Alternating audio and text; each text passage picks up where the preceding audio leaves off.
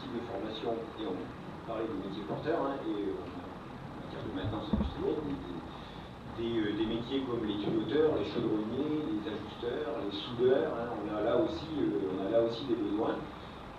Et donc c'est des formations de niveau 5, hein, donc qui s'adressent à des gens, c'est-à-dire à des gens qui n'ont pas de qualification, ou des gens qui ont un CAP, avec lequel ils ont du mal à trouver un emploi.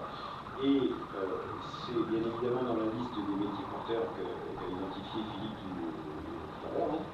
Et sur ces métiers-là, on n'a pas non plus d'engouement de la part des jeunes demandeurs d'emploi. Donc en fait, on a deux types de populations. Hein.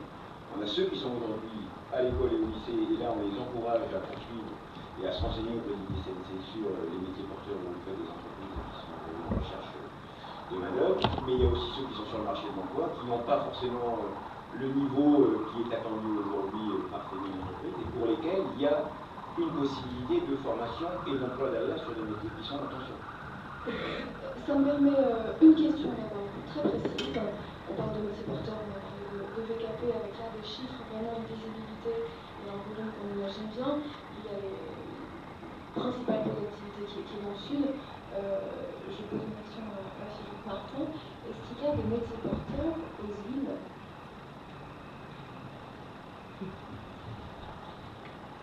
Il y a des métiers porteurs ou des activités.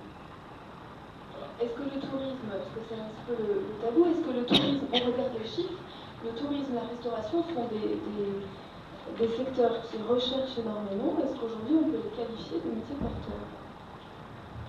Alors, je rappelle que la notion de métier porteur, c'est quand il y a un écart fort entre le nombre de postes offerts et le vivier potentiellement disponible.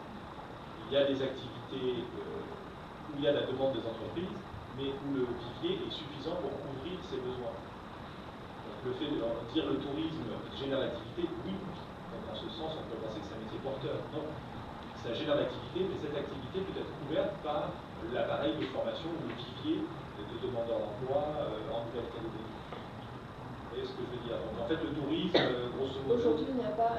Alors, si on est... attention, il y a toujours des effets de niche. On cherchera toujours la personne au bon endroit, qui a une qualification exotique. Bien sûr, ça existera toujours.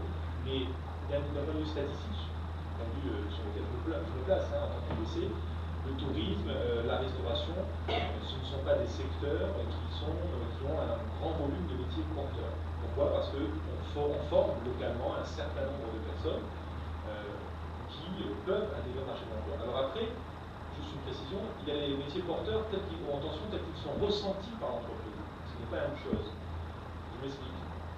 On nous dit, et je pense à l'exemple depuis 3 jours, donc c'est une répétition, mais c'est pas grave. Vous avez fait beaucoup, hein.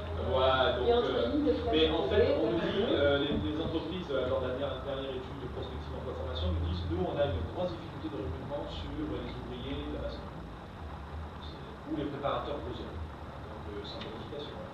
On a une vraie difficulté, on n'arrive pas à en trouver. Bon, très bien. On regarde. Qu'est-ce qu'on voit? On voit que le secteur du BTP a déposé à peu près 600 offres d'emploi, et qu'en face, il y a 1500 demandeurs d'emploi qui cherchent à être préparateurs de zone. Donc là, nous, techniquement, on ne peut pas dire que le métier est en tension. C'est évident. Au contraire, la tension, elle est négative.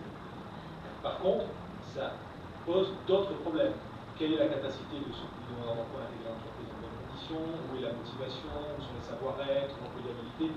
Voilà les questions qu'il faut se poser. Mais là, évidemment, c'est une tension qui est ressentie par l'entreprise, il faut chercher pourquoi, et qui ne se retraduit pas dans les chiffres. Les chiffres aussi ont leur limite, c'est ça que je voulais dire. Daniel Marny, qui souhaitait réagir pour les élèves. Pour les industriels en général, et Pierre Richard et raison de dire tout à l'heure, on a tendance tous à parler de compétences sur les niveaux de bac, de BTS, d'ingénieur. Or, on a tort. Actuellement, à Jules Garnier, en CRP chaudronnerie, il y a 10 étudiants, 10 élèves. 10 élèves pour un CRP chaudronnerie pour la Calédonie. Alors, il y en a d'autres, bien évidemment.